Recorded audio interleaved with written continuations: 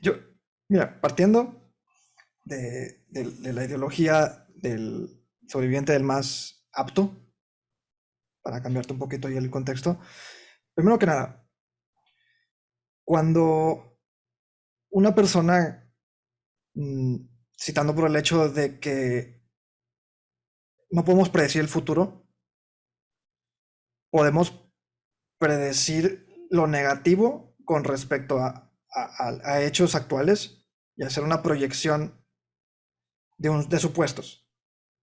Tú te encargas de eso. Tú has hecho eso.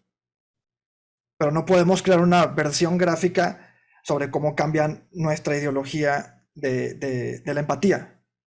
Lamentablemente, con respecto a la forma en la que el ser humano crece hoy en día, la palabra empatía no recae como un punto como una herramienta para la supervivencia. En un mundo donde no se estableció o donde no se usó la empatía para el crecimiento de una sociedad para un fin común.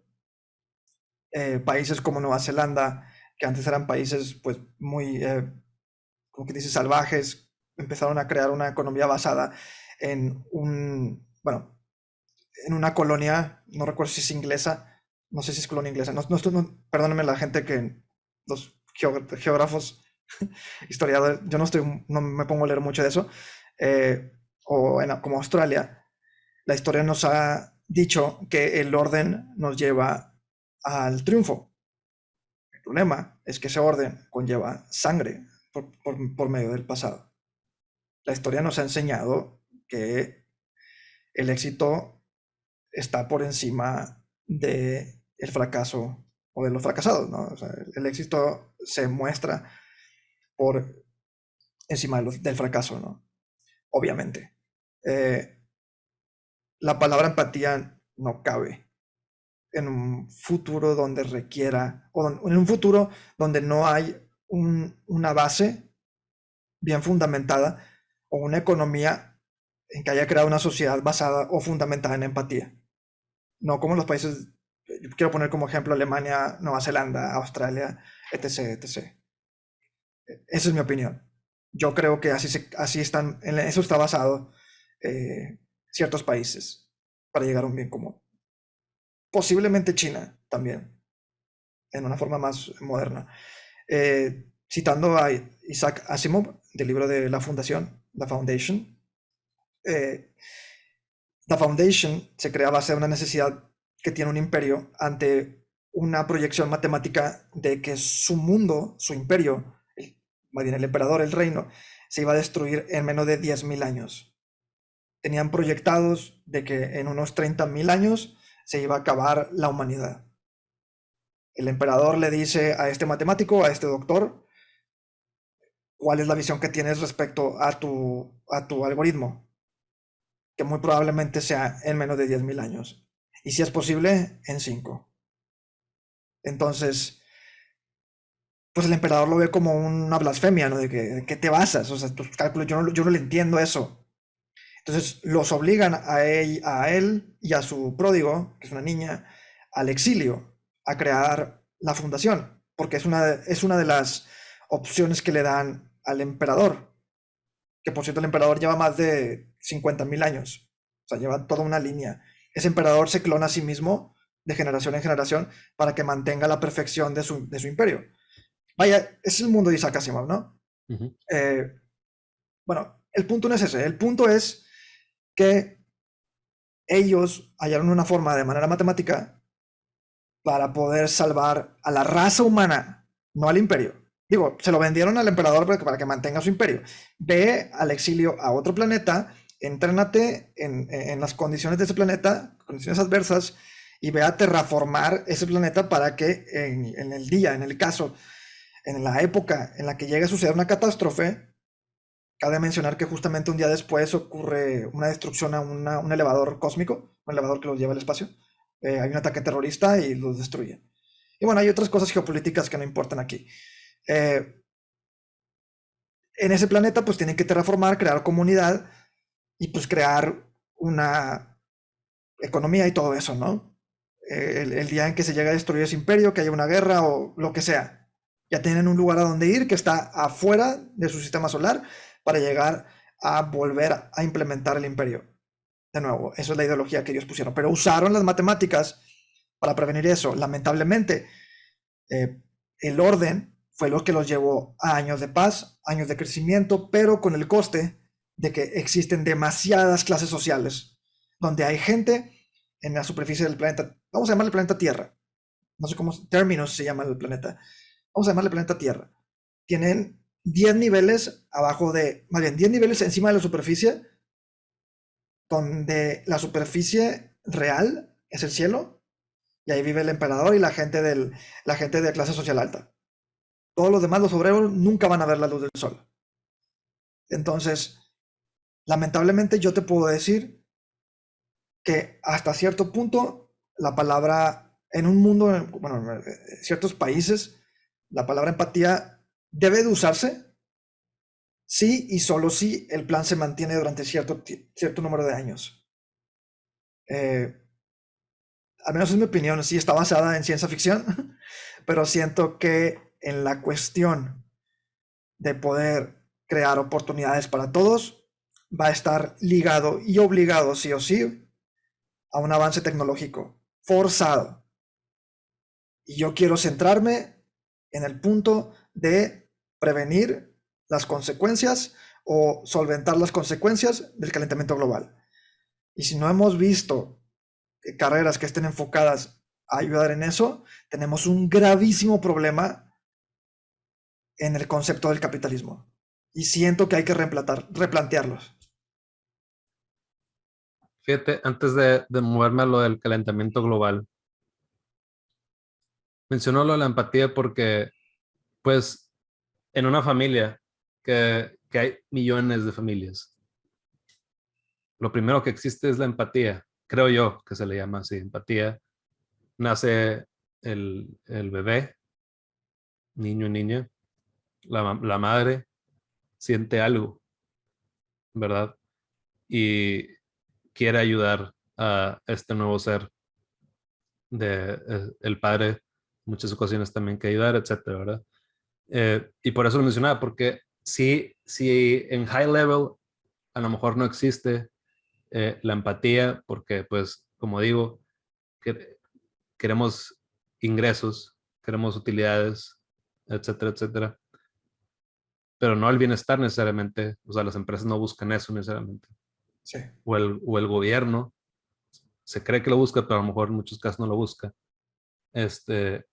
Pues a lo mejor en ese nivel no existe el concepto de empatía, pero en el nivel bajo, que al final alimenta al nivel alto, lo existe.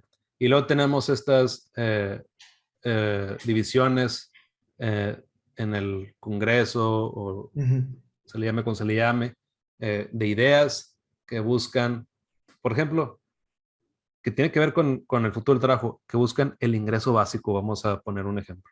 Y el ingreso básico yo creo que es por eso, por la empatía de que, oye, pero imagínate, pobre persona que no consigue un trabajo, o imagínate estar en esos zapatos, y vamos a crear el ingreso básico. No sé, me imagino yo que va relacionado de una manera.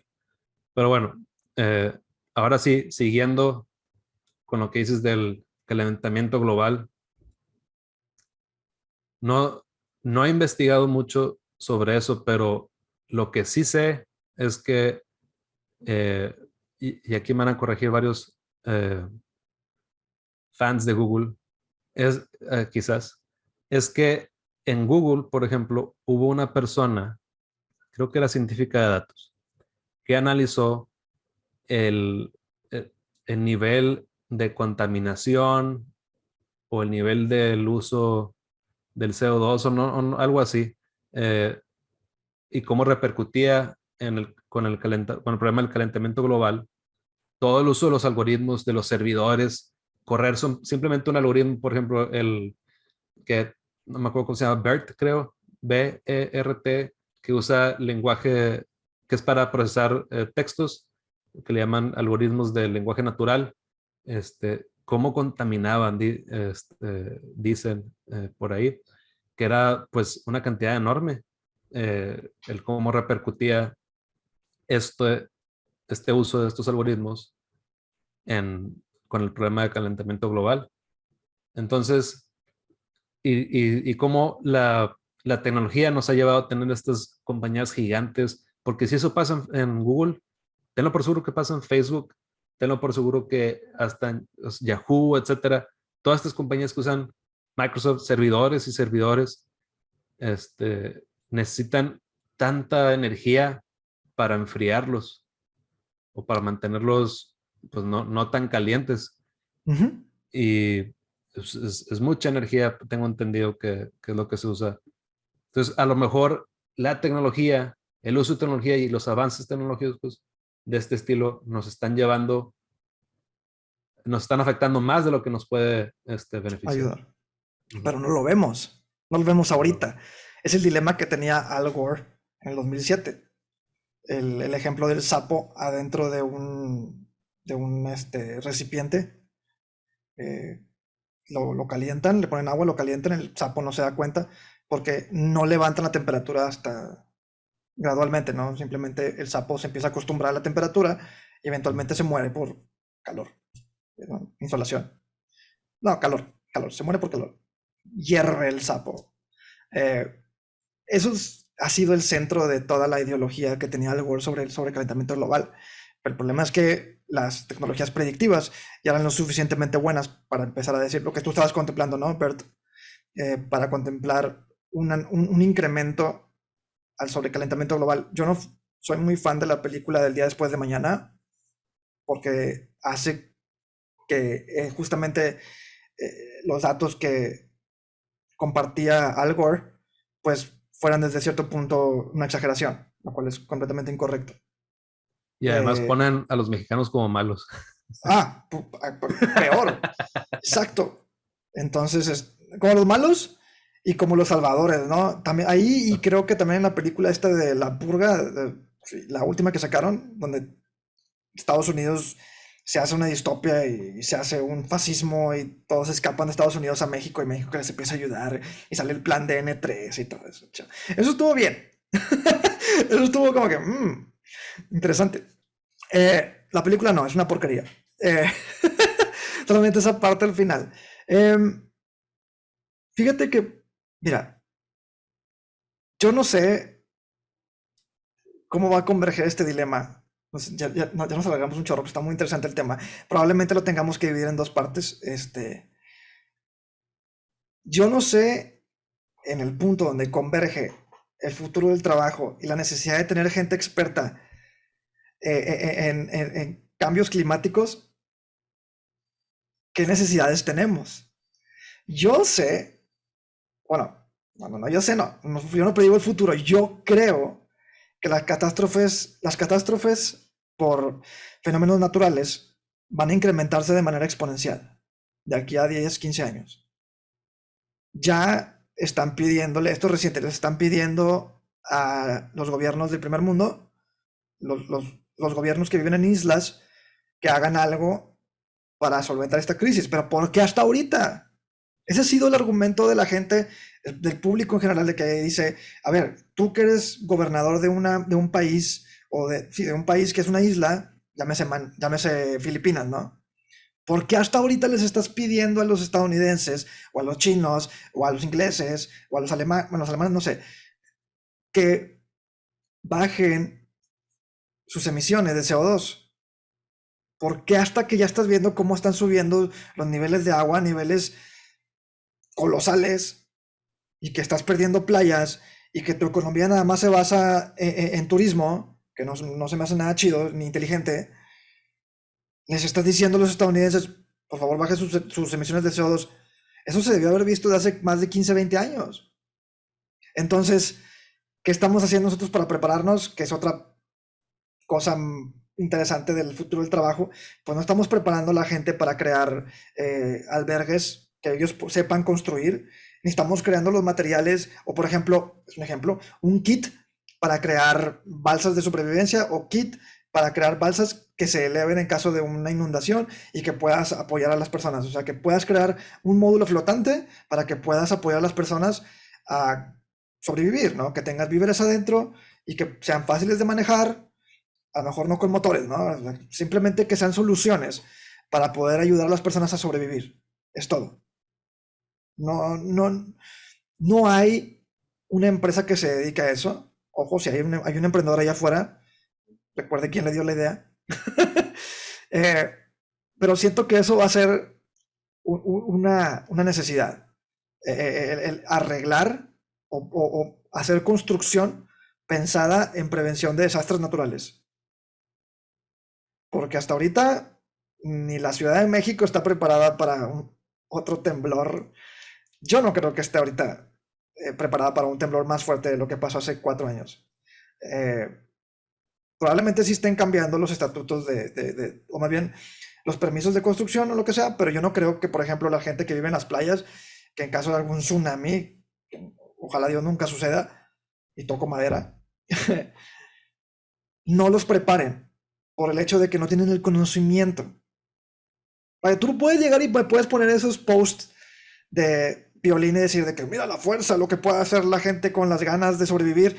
Ok, pero tú con el conocimiento no estás preparando a esas personas que no les queda de otra y que dependen de esas economías para que ellos se puedan capacitar y crear eso que les va a ayudar a sobrevivir, o esa persona especializada en desastres naturales, en prevención de calentamiento global, para dar soluciones.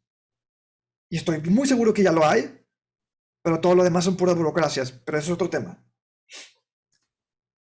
Carlos, en los últimos meses, creo que desde cuando entró Biden, eh, Biden y su equipo, Kamala Harris, han puesto presión en México. Le han puesto presión a Andrés Manuel López Obrador de cambiar a, a, en los usos de tecnología, de energía, a algo más verde. Y ahorita preguntabas, ¿por qué hasta ahora? Bueno, y sé que mencionaste otros países. Lo estoy poniendo en contexto de México. ¿Por qué hasta ahora Estados Unidos le pide a México? ¿Por qué Estados Unidos no se lo pidió a sí mismo antes? ¿Verdad? Porque también durante muchos años ellos abusaron y de hecho pues están los bonos de carbono y lo que hayan hecho en otros países era utilizando este sistema de bonos de carbono que es comprar permisos para contaminar básicamente. Y tenías por ejemplo, cada país dependiendo, no recuerdo de qué exactamente, tenían el permiso por, de contaminar y podías comprar estos bonos de carbono. Si un país los ponía a venta, los ponía a venta porque no los podía aprovechar y le salía mejor venderle el permiso de contaminar a otro país. Y pues, vuelvo, ¿por qué Estados Unidos hasta ahora hace eso? ¿Y por qué no lo hizo con el propio Estados Unidos consigo mismo? Años atrás.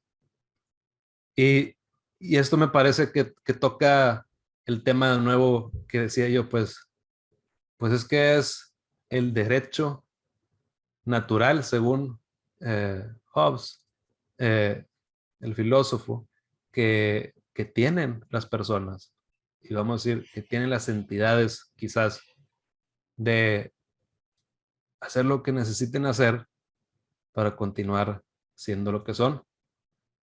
Y tocamos algo parecido cuando hablamos de Afganistán, que Estados Unidos tenía que hacer o tiene que hacer algo eh, para enfrentarse a China en cuestión de economía, porque si no, China se va a comer a Estados Unidos, se va a comer a México, etcétera, etcétera. Entonces, cada quien, al final de cuentas, debe buscar lo mejor para sí mismo. Porque, ¿qué nos hace pensar? Mira, y también tocamos el teoría de juegos.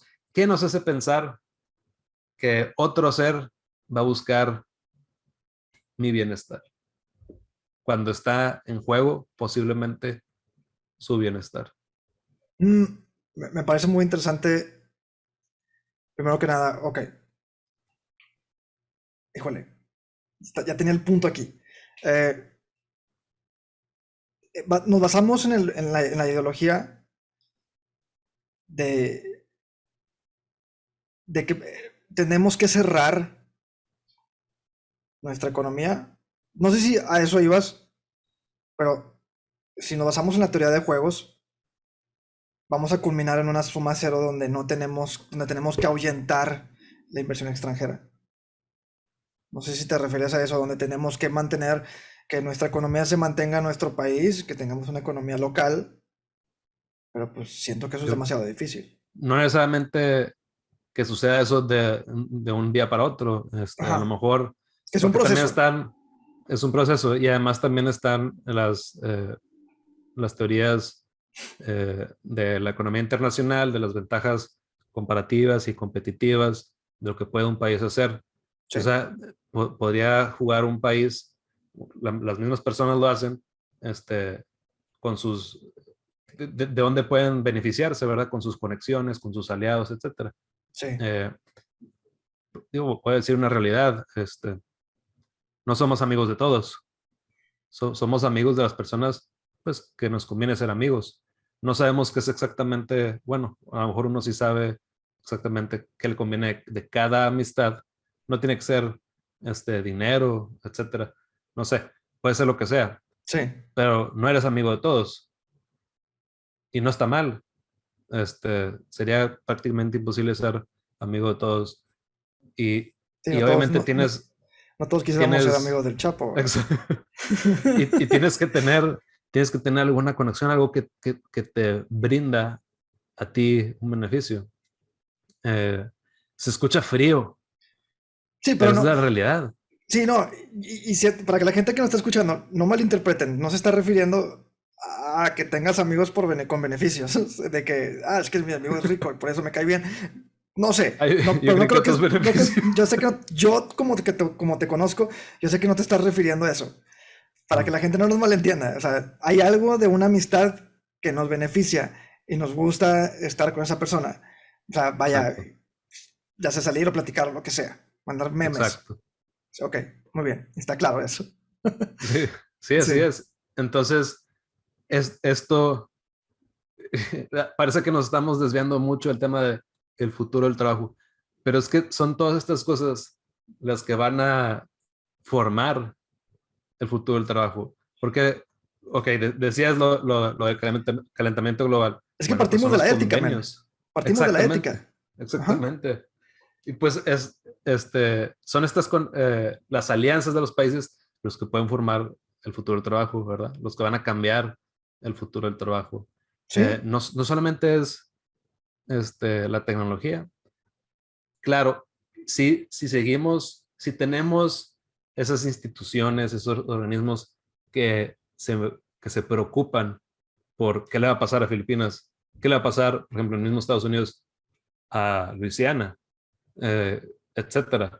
Bueno, entonces, eso ya es por eso que yo traía el tema que hay dos funciones, pero hay una que es más grande, o sea, es la principal, que es la de las utilidades, los ingresos.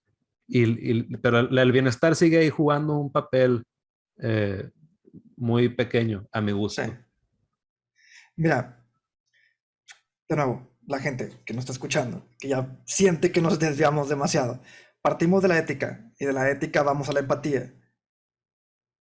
Yo usé a Isaac Asimov con el libro de la Fundación, con el futuro fantasioso de arcoiris, en donde el ser humano se una en una singularidad para poder salir adelante como humanidad. Mi problema, el problema que tiene esta ideología bueno, y lo que comenta Rodrigo con respecto a la unión de las naciones, eh, recae mucho en la necesidad. Siempre hay una necesidad, siempre hay una causa-consecuencia. Vamos, recae en la eh, corrupción de siempre tener la necesidad de algo negativo para poder solventar algo. Eso no está bien. Entonces yo digo a esa persona que le dije, bueno, crea un negocio de ingeniería, de crear eh, albergues flotantes, está basándose en la necesidad de tener siempre desastres naturales. Si no hay desastres naturales, esa persona que se dedica a eso no va a tener, no va a tener un oficio. ¡Wow! Entonces, es una retórica también, pero esa retórica proviene de otra retórica. Entonces, si esa retórica se mantiene como un ciclo, el problema no se va a eliminar. Va a haber siempre ese agente que va a usar de alguna forma o mantener ese ambiente propicio para que nunca se acabe el sobrecalentamiento global. Porque si no hay sobrecalentamiento global, no hay fenómenos naturales. Eso es un supuesto. Entonces, por eso yo mencionaba que la ética y la empatía, más bien, la empatía específicamente, no cabían dentro de la línea, perdón, dentro de la línea del progreso y del bienestar, que es la palabra que usaste, del bienestar. Bienestar no siempre está ligado con el progreso. Por eso yo ligaba que no podía haber una empatía en un lugar donde lo primero que se necesita es orden. Suena muy como que el dictador, el emperador, el, el mundo, la historia nos ha dicho que cierto orden que se lleva a cabo, sí, en medio de la historia, pues siempre hay denigración, siempre hay desigualdad, pero no es tan diferente cuando no había orden. Cuando no había orden estaba peor. Entonces, sí, debe de haber cierta unión de las naciones basado en cierto orden. Sí, solo sí. Porque el orden también implica que exista una ética y por ende una empatía intrínseca. Si tú tienes un orden, tú vas a seguir ese orden.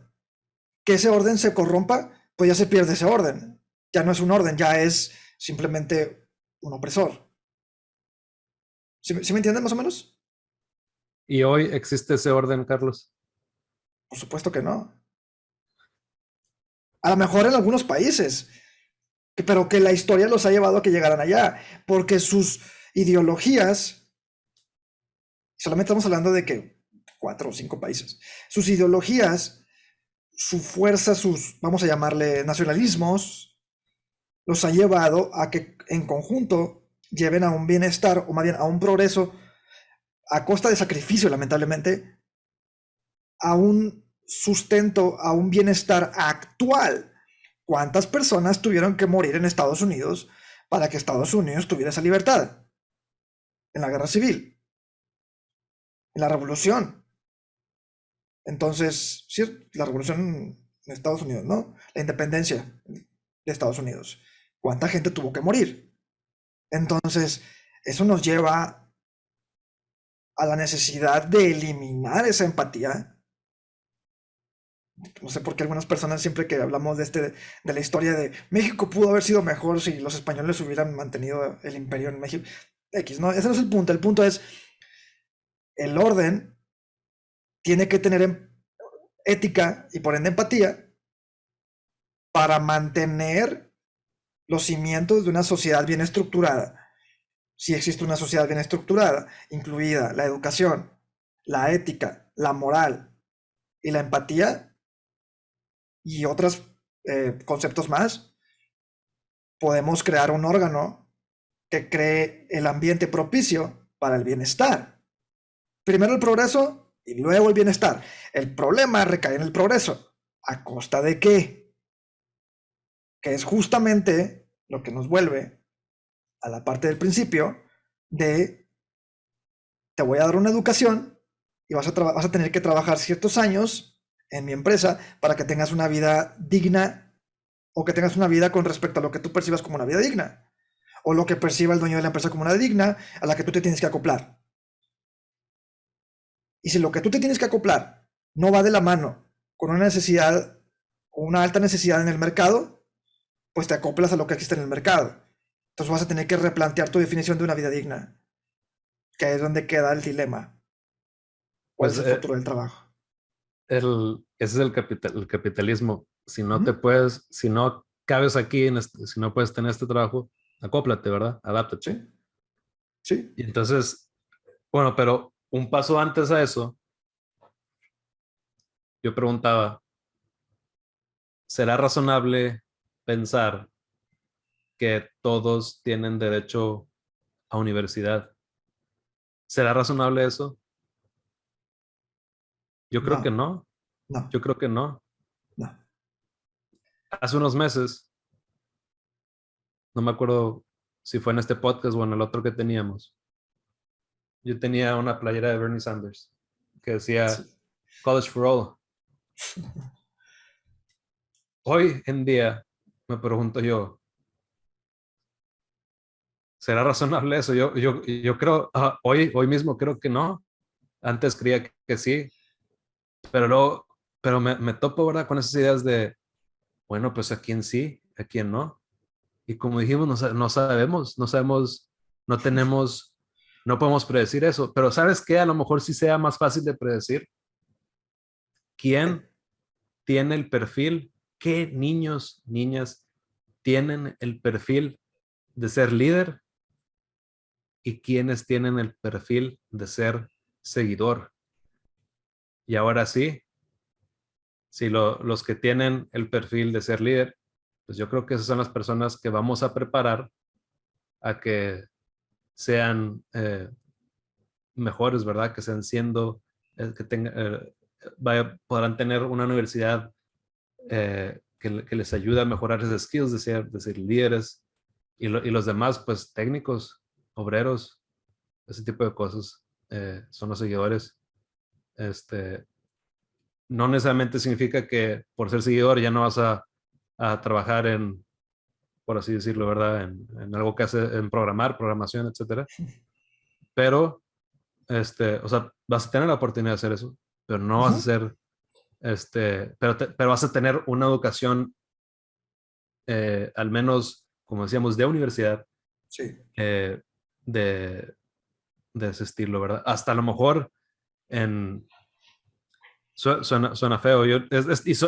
Como dijo Carlos al principio, estas son ideas, no tomen a face value lo que estamos diciendo, Claro. pero a lo mejor hasta tendrían que recibir otro tipo de educación escolar.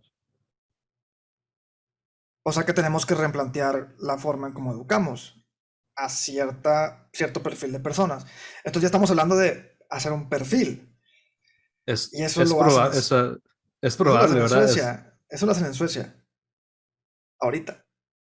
A ver, platícanos, Carlos, de A eso. lo que entiendo, Suecia, en su economía, creo que en Alemania también. Sí, la educación es gratuita. En Alemania, creo que en Suiza también. Pero hay un perfil que tú tienes que llenar. Si tú te quieres dedicar a ser doctor en Alemania, tú tienes que presentar exámenes, te tienes que preparar, te van a decir, tú tienes que llevar estas clases en preparatoria y además tienes que presentar este examen. Si tú no quedas dentro de este perfil, nada más te vamos a dar la lista la lista de profesiones a las que tú te puedes dedicar. Si tú no caes en esa lista, no te puedes dedicar a eso. Y es un perfil, es como un examen psicosométrico. No es el mismo que llevamos en todo el mundo. Tú estás en contra de eso, yo también. Eh, bueno, no sé, ¿estás en contra de los exámenes psicométricos? No, pues no estoy en contra, ni siquiera sí estoy a favor, es que, vaya, eso del perfil y que tienes que dedicar a esto, yo sé que traje a tema esto, pero Ujú. no significa que esté a favor o en contra, sino que, no, pues tendría que investigar un poco más. Lo que sí sé es que a como nosotros conocemos hoy el día, es, que te encaminen a algo, ya no es muy ético, ¿verdad? No, para nada. No es Pero, nada, no, no, no, no, pero, no. pero es probablemente Ajá. lo mejor para la sociedad. Ah, pero, ok. Sí, sí, sí, sí, sí, sí. Va de parte de. El tema es que la calidad de vida, independientemente a lo que estés dedicando, sin ser socialista, ojo, sin ser socialista, es buena. Ujú. Te dicen, en este país tenemos esta necesidad.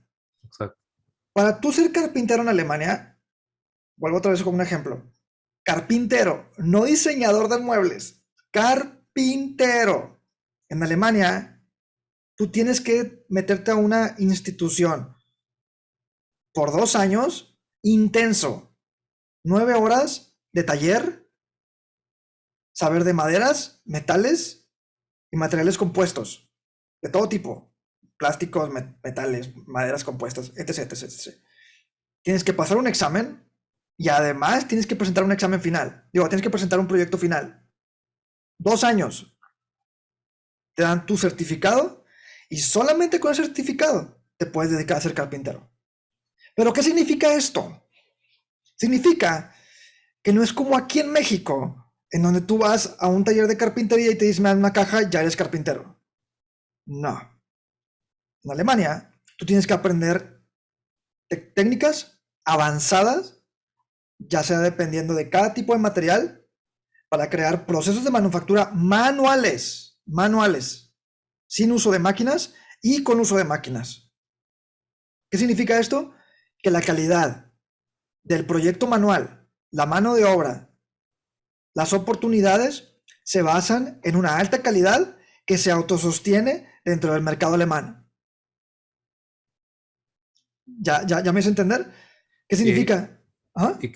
creo que, no sé si se le llama como sistema de cuotas, voy a decir como lo de los perfiles que estabas hablando. Sí. Creo que también Cuba lo tuvo, no sé si todavía lo tenga, Uh-huh. y lo vemos en los deportes en China, ¿verdad?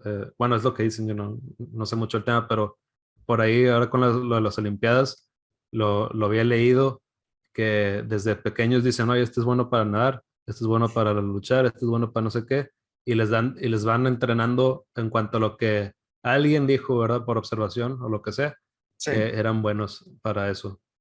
Ok.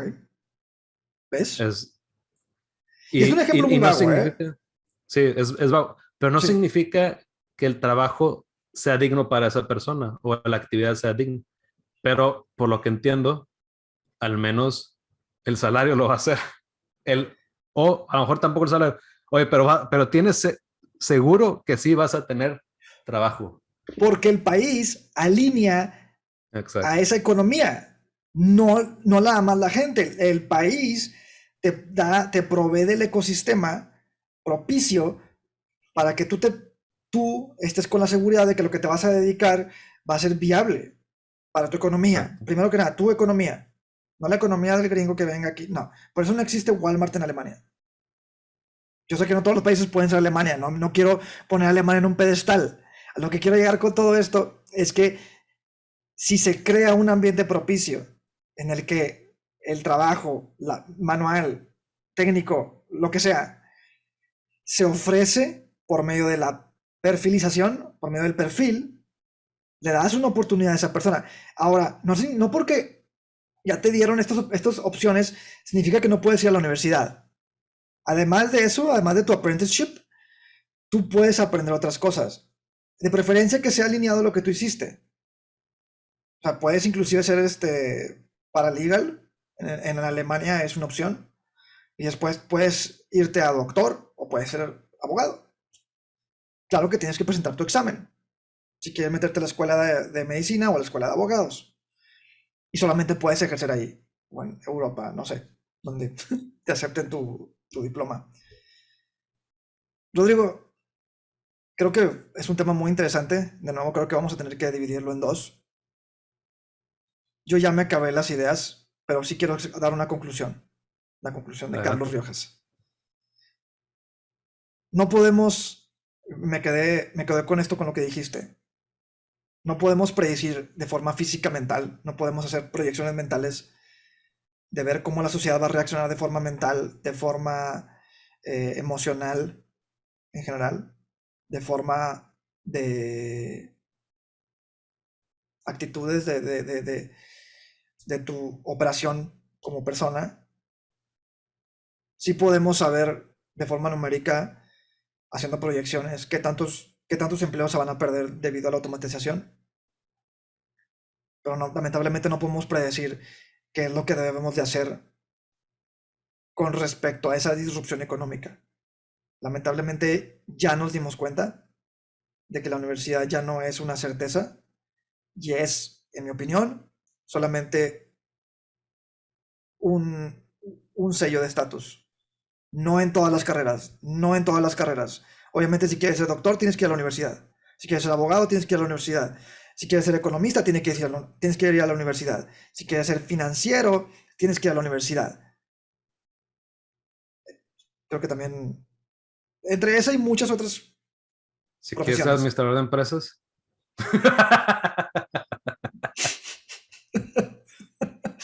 Eh, Si te Mira, quieres. ese es otro episodio de podcast, el emprendimiento. No nos estamos Ay, riendo Dios para mío. ofender a los licenciados en administración de empresas, ¿eh? No se vayan a ofender. El tema es que no tocamos el tema. No tocamos el tema. No tengo en contra de nada en contra de las personas que estudian eso. Ujú. Más bien, eh, me hace recordar algo que me dijo mi padre hace unos como 4 años. Me dijo, y eso es lo cierto, me dijo que antes solamente existían 5 carreras, algo así. Ajá, No me acuerdo cuáles eran, pero lo que sí recuerdo es que creo que me dijo que administración contemplaba, pues, administración era marketing, administración, negocios ajá, internacionales, por ejemplo, algo de cada una, algo de economía también. ajá, No sé de qué año me estaba hablando mi padre, pero después la administración se rompió, ¿verdad? Y salieron estas ramas y lo vemos también no solamente en las licenciaturas, en ingeniería, todo esto, etcétera. Y sucede por la complejidad de la economía, ¿verdad? Necesitamos algo más especializado aquí, algo más especializado allá, y es por eso que van surgiendo.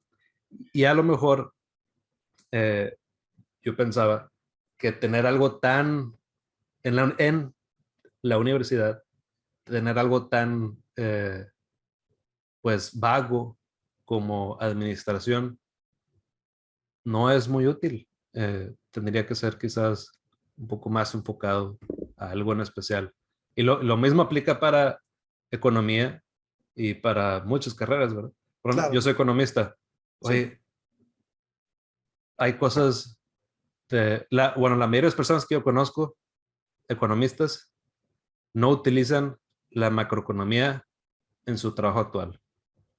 Sí, Como herramienta para hacer su trabajo, como herramienta para como exacto, hacer sus supuestos y sus proyecciones. Ok. exacto. Bueno, como te iba diciendo, yo no siento, yo siento que la naturaleza de ir a la universidad es meramente un sello de estatus social, en mi opinión. Digo, a excepción de todas esas carreras que lo ocupan, obviamente, lamentablemente, es que a la vez, todas esas carreras que sí ocupan esa, pues, papelito para ejercerse, pues está saturado. Sí, Yo creo que algo que también voy a sacar de este episodio es aprendan a aprender. Me pegaste meramente en de- mi batallar del día a día cuando estaba en la universidad, en la primaria, secundaria, que no sabía aprender. Aprender a aprender es algo lo que tienen que aprender desde la primaria todos los niños y estar en continua actualización de técnicas de aprendizaje. Existen empresas muy pocas, irónicamente, empresas que te ayuden, que te den técnicas de aprendizaje, técnicas de estudio, más que nada. Para concluir mi conclusión, eh, yo quiero sugerir a todas esas personas que ahorita están pasando por un momento disruptivo y más ahora con la pandemia, entiendan que no son los únicos. Vean, les recomiendo el documental de Vox que está en YouTube, Vox con HBO, que se llama The Future of Work, y que vean la realidad en Estados Unidos, que vean la realidad de mucha gente, inclusive en sus 40, 45 años, que están cambiando de carrera, que se tienen que adaptar y que tienen que leer y que tienen que analizar y que tienen que estar leyendo todos los días sobre economía, sobre comercio, porque si no sabes tú, que me estás escuchando, sobre lo rápido de cómo cambian las economías del mundo, eres un dinosaurio. Y yo sé que suena muy, suena muy mamón de mi parte, pero es la verdad. Analicen, pregunten, hablen, compartan. Y si tienen a alguien que está en esa situación, que probablemente no sabe o siente vergüenza de la situación en la que está debido a su percepción actual, profesional, ayúdenlo, ayúdenlo, hablen con él, escúchenlo más que nada, primero escúchenlo, levántenlo, invítenlo, hagan una carne asada, si tienen, si le pueden meter al área donde están trabajando, ayúdenlo, lo he visto en todos lados, pero escúchenlos, no los dejen solos, aunque no se lleven muy bien con él, no los dejen solos, no les cuesta nada. Me gusta eso, Carlos. Yo creo que cerraste muy bien. No sé qué agregar. A lo mejor solamente decir, no esperen la empatía, pero sí espera estar en el lugar de esa persona que ahorita está quizás sufriendo. De hecho. Bueno, esto es todo por este episodio. Si nos están escuchando por partes, esto es el fin de la segunda parte. Esto fue de izquierda a derecha. Nos vemos. Hasta luego.